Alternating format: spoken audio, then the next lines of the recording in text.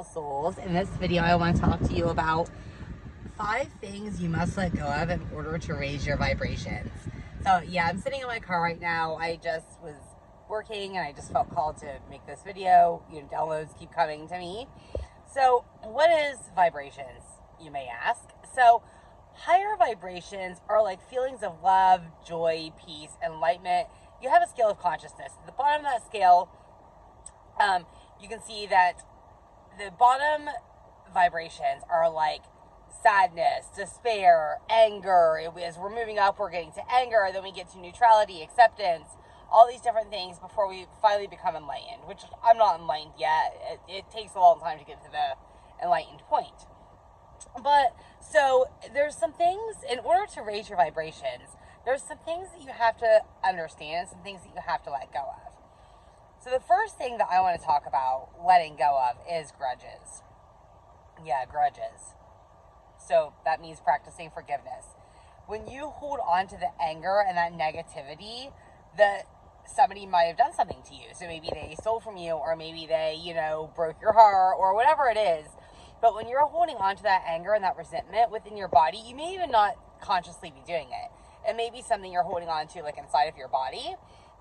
But when you're doing that, you're keeping yourself in a low vibrational state.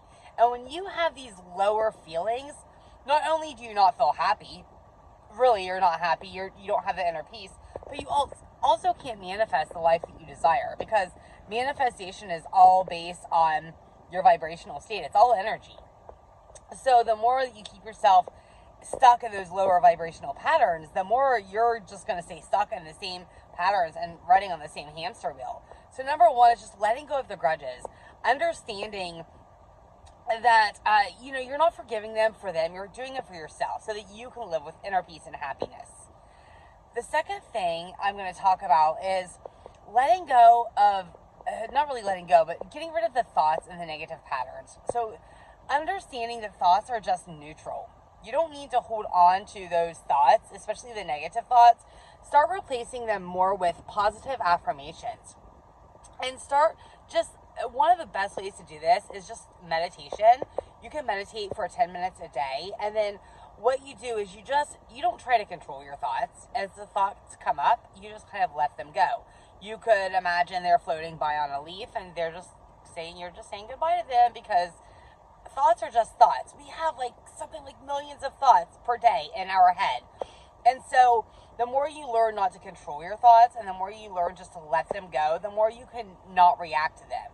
And this in turn will help raise your vibrations. Because usually when we react to negative things that happen to us, what happens is we end up regretting it. I just did this not too long ago, actually. There was a trigger that happened for me. I'm pretty sure it had to do with ancestral history, because it's not something that I normally would have been triggered by. I don't even know why it happened, but I think it has something to do with my ancestral history. And I reacted in a way that was not productive. And so I feel really bad about that. But I've also had to let that go for myself. So I've had to forgive myself in this situation and understand that it was something that was going on inside of me, and everything happens for a reason. So that's the number 2 thing. The number 3 thing is letting go of low vibrational activities. Yeah. So this means, you might not want to hear it, but this means the phones, the computers, the social media, the guilty pleasure type of TV. It doesn't mean don't ever do it, but I think it's something like people spend 6 hours a day watching TV and on their phones. That's a lot of hours that you could be spending out in nature, that you could be reading a book, that you could be educating yourself. I spend time on my phone, but it's not because I'm on social media. I'm spending time on my phone. I read books on my phone. I listen to audibles. I listen to podcasts. I listen to YouTube. And it's all information stuff about spirituality and personal development and how to grow and how to heal and things like that. So, which is why I started making YouTube videos, because I'm like, if they can do this, why can't I? I have a lot to say. I have a lot that can help people. So that's what I started doing. So I'm not saying don't do the social media. I'm not saying don't do, activities on, don't watch TV or anything like that. But I'm saying, like, put a limit around it. Put a limit around it to where it's like 2 hours a day instead of 6 or however many. I'm also going to suggest, this is something that has really transformed my life, is I don't get on my phone in the morning.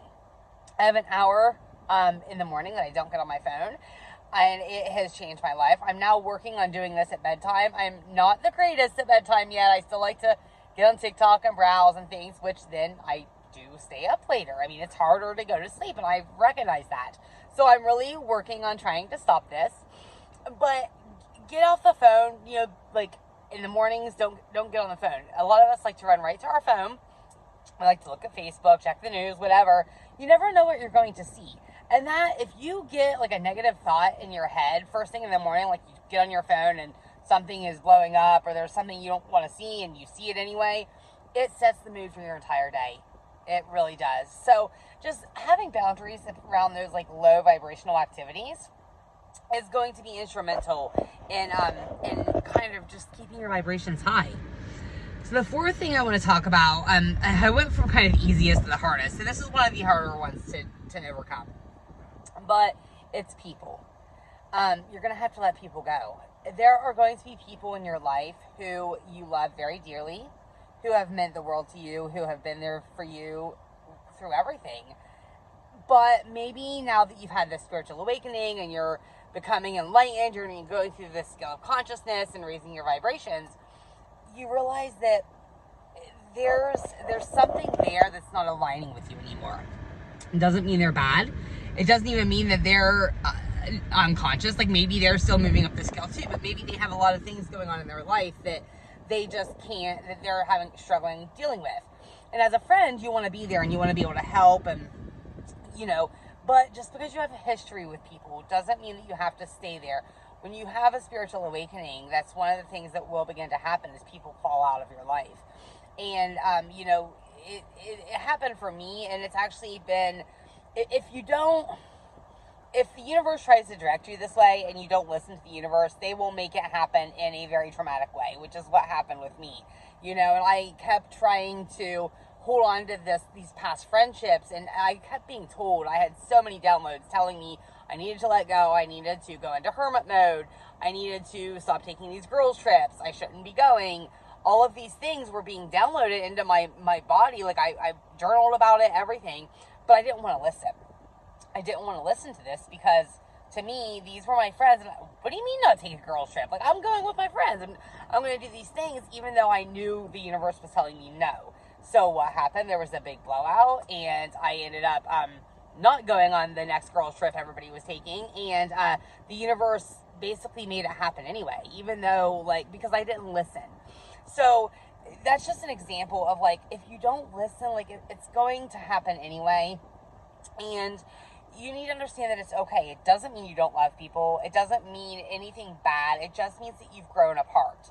And when you're trying to keep your vibrations at a higher level and you have friends who maybe aren't there yet, it's like they say, we are who we surround ourselves, the 5 people we surround ourselves with the most. So you're going to start being like those people. And and maybe it's just a fact that maybe it's not even really anything about them. Maybe you guys will come back together eventually, but maybe it's just that you need to take a step back because you're going through this transformation and maybe other people just aren't quite there yet. And it's okay. It's okay, but you have to let that go so that you can continue up on the scale of consciousness. The number 5 thing, the final thing we're going to talk about is letting go of outcomes. This is probably one of the hardest, actually the hardest, because we become attached to outcomes. We become attached to the way things are going to work out. I'm going to make this YouTube video and I'm going to get, 100 likes or whatever. That's not, I've detached from the outcomes as far as that goes, but that's just an example of sometimes the way you're dating somebody, you go on 2 dates with them and then you're like, oh my gosh, this could be the one, I'm going to get married to him. No, don't do that.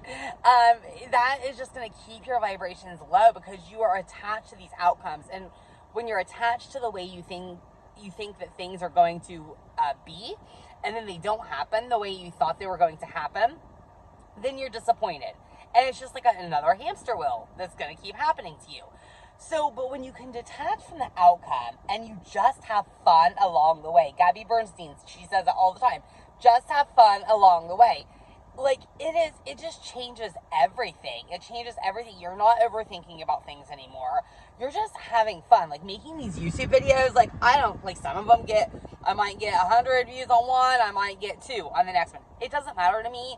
Like, I know this is important information, and I'm having fun. Like, you can probably feel it in the energy right now, which my arms is a little tired because I'm holding my phone right now. But anyway, I'm having fun with it. I love to put out information for people. I love to help enlighten people. And so this to me is just a passion that I have, and it's fun. And so when you just, like, you're doing things you're passionate about, you're just having fun along the way, you have to, like, just let go of the outcome and just understand that everything's going to happen the way it's meant to happen. We are co-creators of our life with the universe. We are a co-creator here.